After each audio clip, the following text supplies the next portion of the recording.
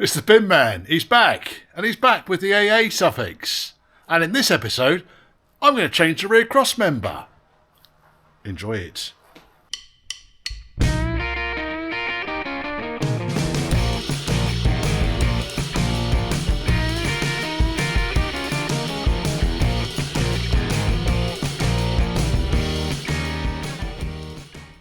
And it is an off-road car, and the customer does love driving. He drives it through the winter. And it's worthy of the investment, if only because try and find yourself another two-door that is mostly rust-free, apart from that bit down there. And this bit down here, I think, is an original cross member that has just been patched to death. Now, there's another thing I just noticed. Got the drop plate on that. Do you think you might have caught something? I hope that's not towing something. I'd be inclined to suggest that drop plate is probably not much good for much. I suspect he was towing something out of a hole. Where's it?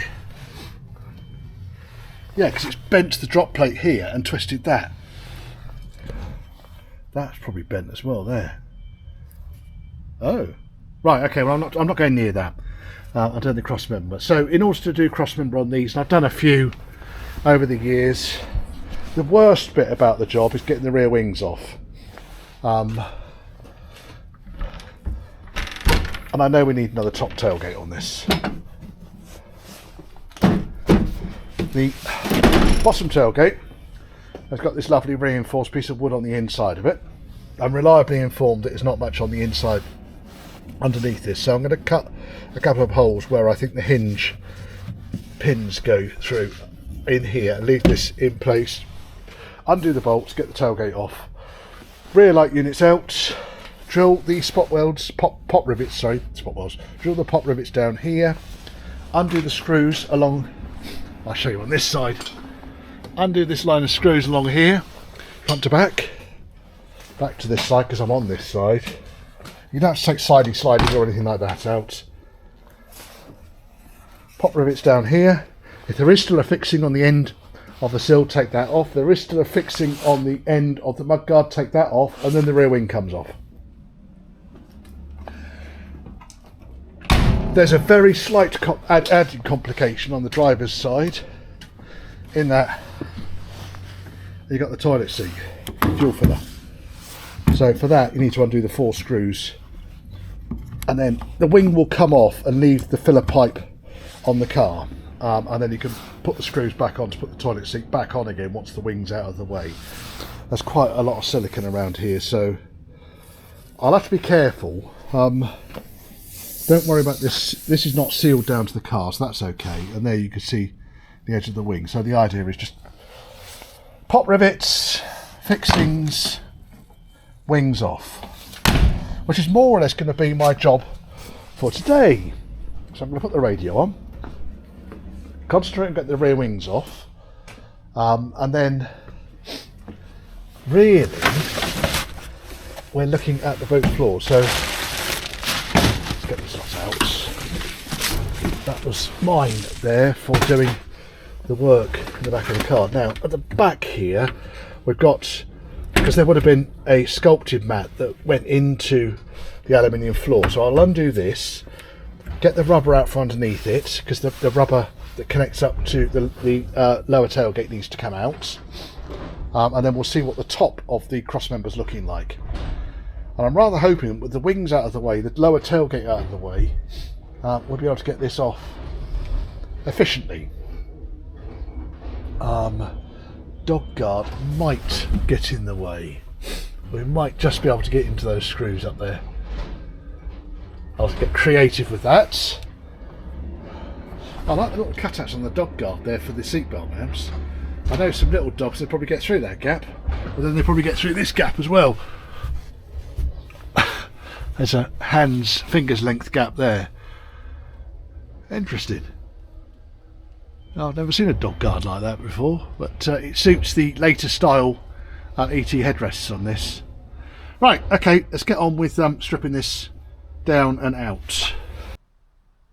Well, that was a pleasant afternoon's work, and we are currently 6:15 and the wings are off.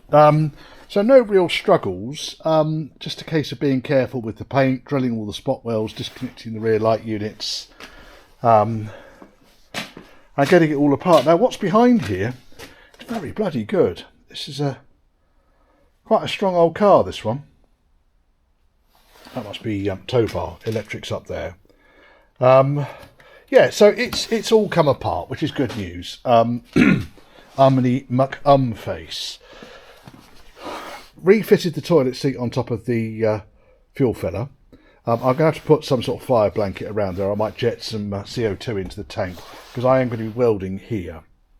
I don't particularly want to get the fuel tank off. This side less of a problem.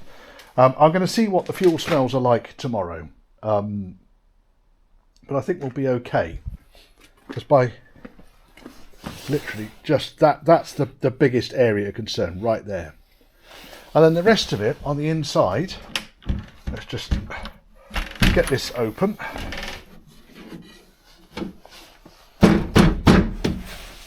So the top of the cross member on this side actually looks in fairly good order. On this side, however, it's holed most of the way at this end, so something's happened up there to allow moisture to get in, which is where it's all rotted out from. But as you've seen, it's been heavily patched. I'm not convinced this is the original cross member, if I'm honest. It does look a bit too good, so I suspect it's been replaced at some point in the car's past, but we'll find out. So I've marked out roughly on here where the bolts are likely to be for the hinges. I'll bring the hole cutter back with me tomorrow and I can trim that, and then we can get tailgate off, chop cross member out. Piece of cake. If it has been off already, that makes life a lot easier up here in this area. No, it hasn't been off. That is an original cross member. I can tell it's an original cross member because it's still got this flange on here. See that piece of metal there? Comes down and then along there. And that's because the goalpost was assembled like that before they put it onto the back of the car, and then work with that. So they're a bit of a pain actually when to get those off. So what I tend to do then is take the cross member off in chunks, and aim to extract. Is this the same on this side? A bit grubbier on this side. Yes, it's still got that flange there. So if you imagine there's a multi-layered piece of steel comes down here, and then the innermost edge has got a right angled step on it, which then goes that way and sits on top of the cross member. So there you go, original cross member. There is a surprise, because it does look quite good on top, but there's just that much patching on the underside of it. I think we can do better.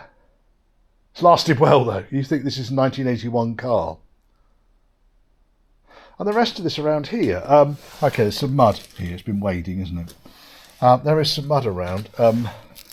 That's just where the underseal's lifted. So I'll give this lot a wire brush back and spray some wax in here before it all goes back together again. Curtains look good.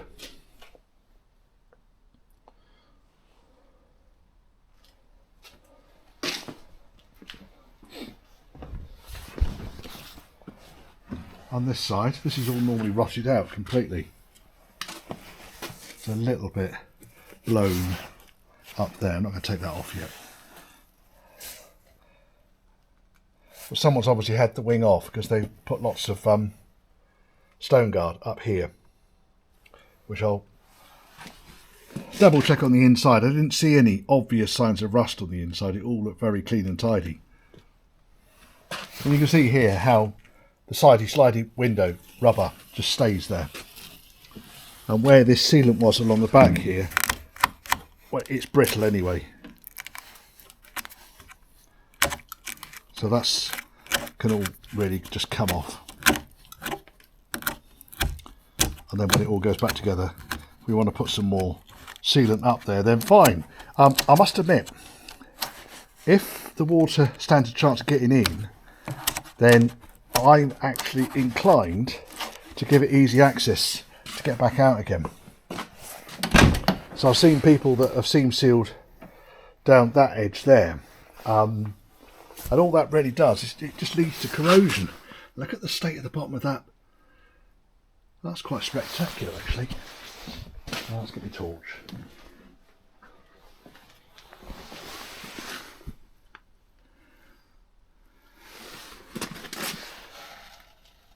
That's really good. Don't often see it that nice. So, yes, right, I'm 20 past 6 now. I'm packing up and going home. Yay, it's a sunny day. Blue clouds. Magnificent. Blue cross member. Right, okay, so the way I take these things out is I chop them just directly above the mount on each side, because there's a nice lip inside the boot floor to get them out. Beforehand, you need to make sure you've unclipped the loom that goes across to the right hand side rear light, so that's, you can see they're sitting on top of the fuel tank. The other thing you need to pull through, this one down here, that's the number plate lights that go on the inside of the tailgate, and they actually run through the cross member. So before new cross member goes in, I'll need to route another piece of wire through. And the only other thing, thank you, Ben. And the only other thing that needs to be done is just to make sure that the tow bar wiring is out of the way. Then you could chop the central lump out of the cross member. And as you can see, this one is tired. We knew it was tired, but it's a little bit more tired than I actually thought it was going to be. There's also less patching on the inside than I thought. I thought this had all been patched on the inside, but no, this is all original. The only patching that's taken place has been on the outside face and the undercroft. So here you can see, actually no patching there, but you can see more or less that's what they do. So there's a lot less patching than I had anticipated on the underside and the inside face, the forward face. So yeah, it's an oddity. Right, okay. Now, when it comes to taking this off, all I really plan on doing here is drill these spot welds down here, get the reciprocating saw in, and just run it through this piece here, and then this bit should drop out. Just being careful of loom and wiring, just make sure everything's out of the way. Don't want to be snipping looms through. But I think so far this one's actually come out quite nicely. Top their end. Might need some repairs to the floor, but that's not a huge problem. And you can see here where the original goalpost upright kind of gone onto there, but then someone's welded a hulking great patch underneath it, which I'm just going to go through with a reciprocating saw and chop it off. On this side, again, there's another big patch in there. Not a lot I could do about that, really. This piece here, I'll need to slice through on the top here, like that, almost exactly like that. And then that frees, hopefully frees these end parts from the goalpost uprights, and then I can slide in a new cross member, and there are a pair of them sitting there in that box. Right, that's the right hand side off, and you can see here where I've chopped through that lip which came down on the inside. You can't get in there to drill it out, not without destroying the floor. So that's out, and as you can see, again, very original cross member here. This is 1981. This is same age as the car. So I'll tell you what, it's done bloody well. In my car, 1993, it's on its third cross member. So yes, that's done rather well. This end now is mostly ready for me to start tidying things up and slip the cross member in. I'll do this once everything's in place. In fact, I might just slice that off there before it goes into place. It's going to be easier slicing it off. Oh no, I've got a new toy. Oh yes, disc has been ground out of it, but never mind. Right, okay, so that's that one off. And now we need to work at this side here. So there's a big patch there which is going to cause me some difficulty, I'm sure of it. We'll see. Let me get in there with a reciprocating saw. I mean, it doesn't move a millimetre at the moment, so it's obviously welded on quite well to the base of the goalpost. New cross member. This one's galved, so I just need to clean up the edges where I'm going to be welding, spot welding back on again. We can weld to galv, but it's messy. You don't want to breathe the fumes in. What I do need to do, what I have done here, is I replace the tube that goes through the cross member here that channels the number plate light wiring through, and then I've made up a little loom, little short loom, which I've P-clipped onto the back of the cross member. So realistically now, I'm kind of more or less where I need to be. The only bit I'm going to do is I'm going to get the belt sander and I'm going to take off the galv on these two ends, because it's going to be difficult getting to that with these two pieces in place, these bits here, and then that will allow me then to weld straight on, and we should, I think, be in a good place.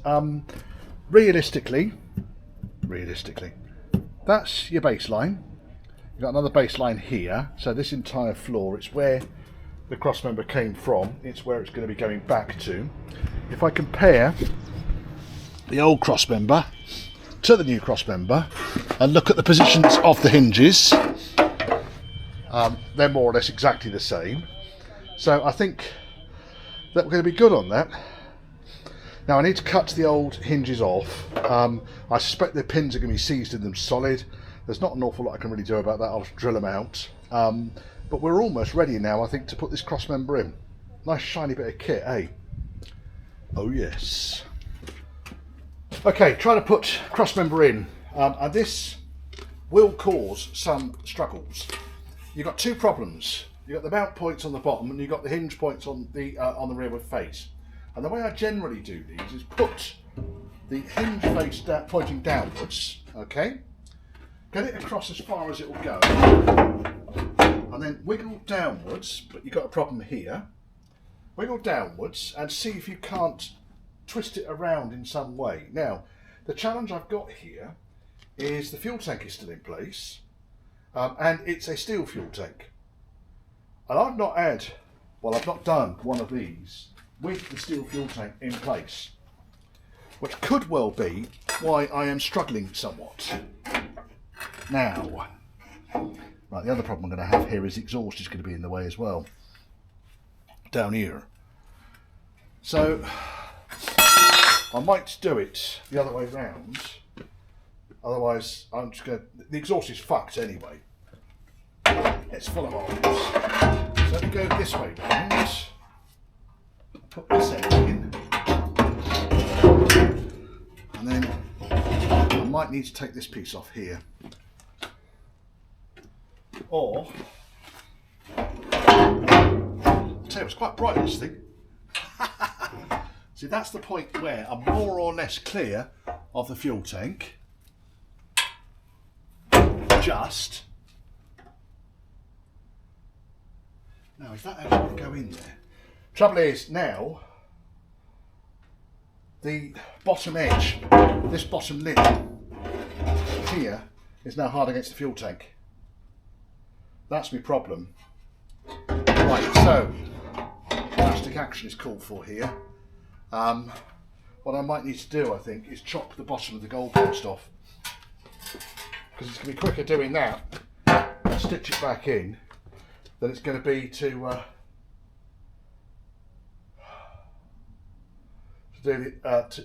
take the exhaust off. Now, because I've got the fuel filler on that side, I'm inclined to take this one off. So it's a reciprocating saw straight across there. So it's level with the boot floor. And I can weld it back together, and so all of this weld will be hidden anyway. I just need to find out where the spot welds are on here. Take this piece off. I don't want to screw that up too much, and then just chop the base of the goalpost off. You can see the lines on the fuel tank where I've been running the cross member up and down it. Plastic tank doesn't seem to have the problem. The fucking thing is roughly in place now. I cannot tell you what the issue is with this. I got a feeling though that the lip on the bottom edge is bigger than it would be a standard. And the reason I suspect that is because even now it's quite tight on the top of the chassis down here. So I might need to get back to the guys who supply these DDS metals and see if they've had issues with them elsewhere.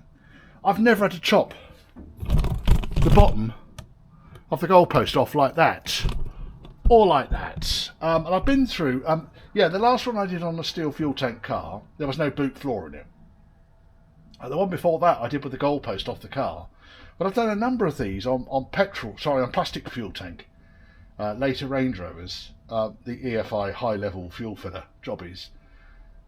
And they've been a struggle to get in, which is kind of why I wanted to show you how I get them in. But nothing like this. This has been insane.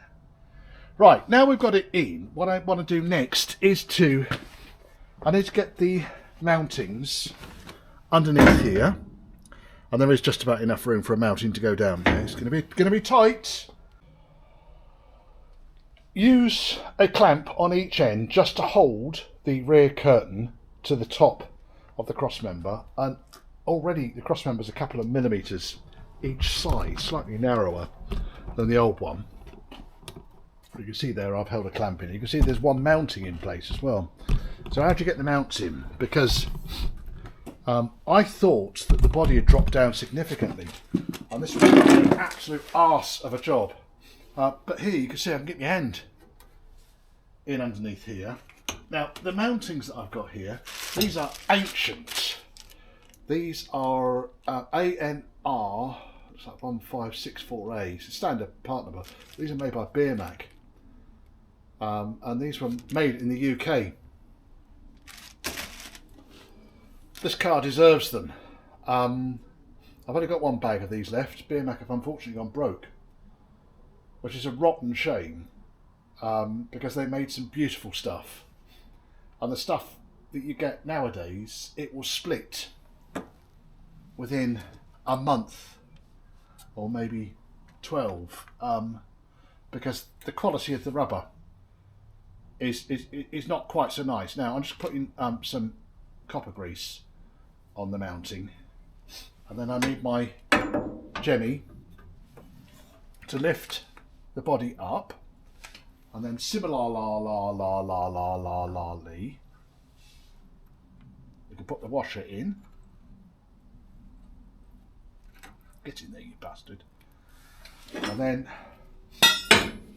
get the bolts.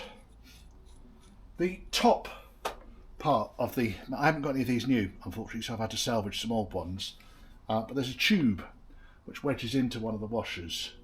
This one is good enough to reuse, which is why it is being reused. If it wasn't good enough to reuse, then I would have cut some tube and made it fit.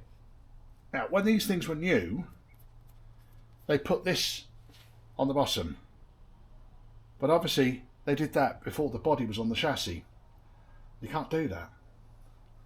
You can't do that. So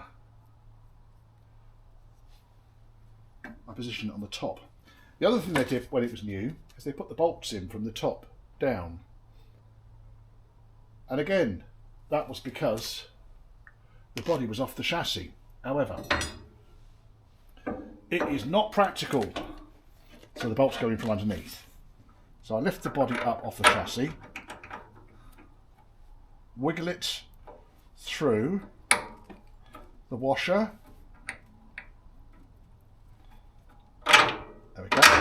And it goes right the way through. Look at that. Beautiful. Oh yes. And then a brand new nylock. Brand new bolts. And then what I'm probably going to do is I'm going to take the clamps off each end before I do these up too tight, and then just make sure that the crossmember is centred. What a balls ache.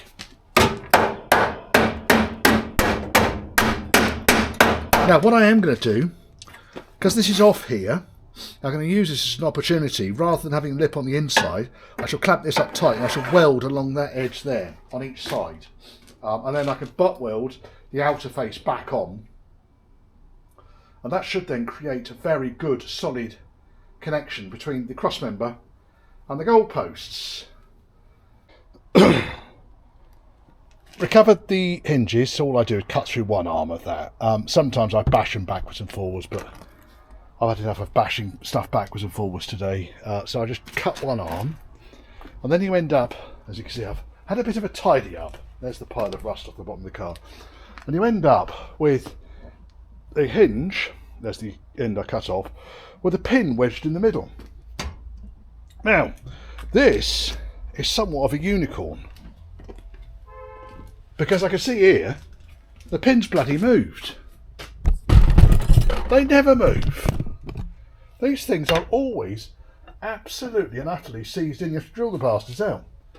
So is this going to come all the way through? For now.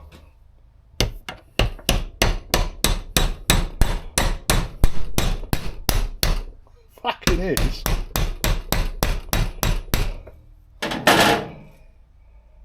Now I need to get the other one apart, and that's going to be less fun. I have got a spare hinge here, and normally these things are an absolute nutter bastard to get apart.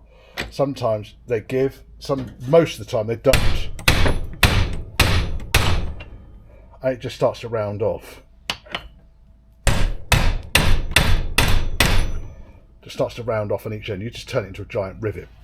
So that wasn't the customer's one. That was this is the customer one over here. So I'm going to see if this comes out. If it does, I might celebrate with a beer tonight when I get home.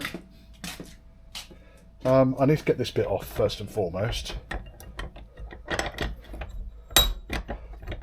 Got sharp edges on it. Right.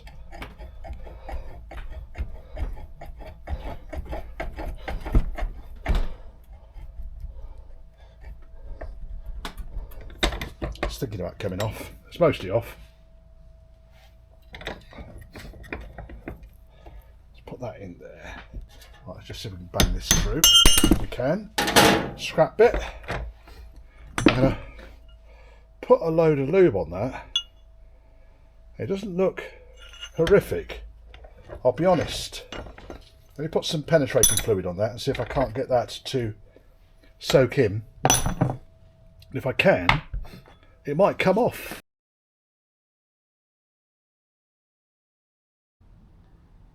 Well, that's the uprights welded back onto the crossmember.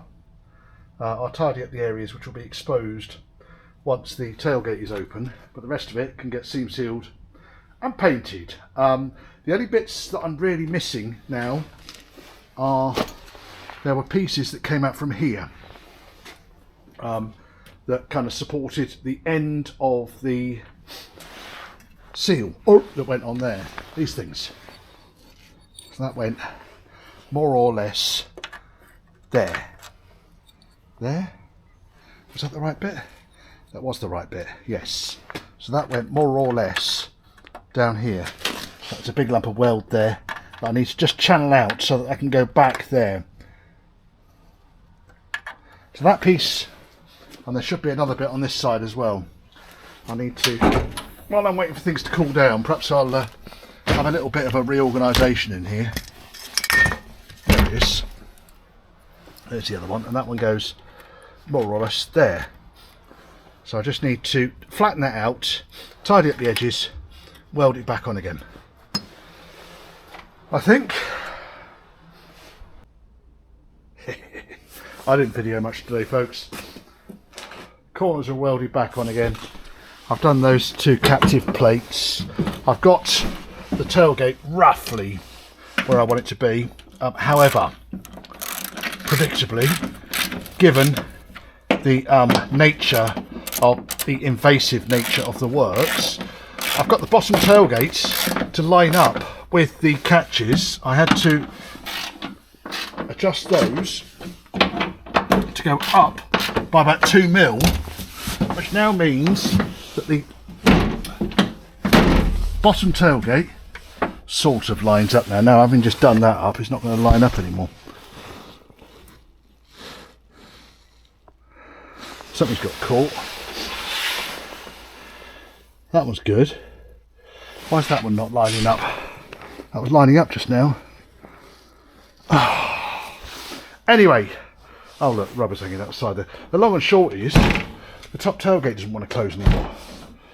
I think the 2 or 3 millimeters I've robbed to put the bottom tailgate where it should go have lost me the space that I need for the top tailgate, which is somewhat of a faff, isn't it? Now, luckily, all of the fixings for the catches and so forth on the bottom tailgate, well, they've been behaving themselves. They've all undone.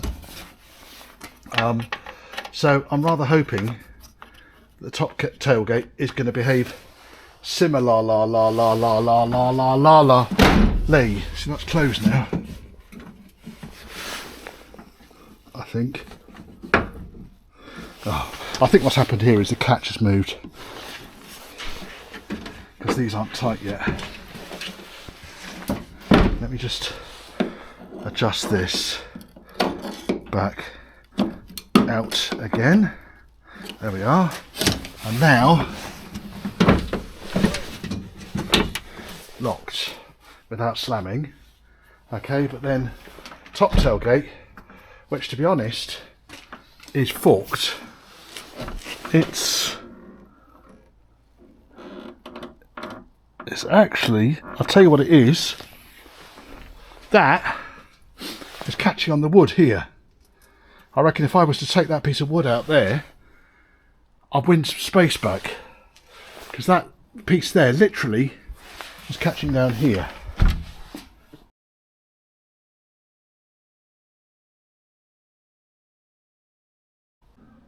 Just before the end credits, give me a thumbs up if you liked that, give me a thumbs down if you didn't. Mind you, you've got all the way to the end of it, so you probably would have given me a thumbs down by now anyway. Comments down below. All of these things do help to promote the work that I do and promote to YouTube for your benefit. If you want to contact me, churchhouseclassics, it's all one word, @gmail.com. And if you want to support the channel, then there's a PayPal me link scrolling down here. Both my email and the PayPal me link are in the description below this video. And that's my car, still sitting here. I might have to change this feature once it gets back on the road. It'll embarrass me enough into getting this back on the road. Anyway, thank you very much for watching.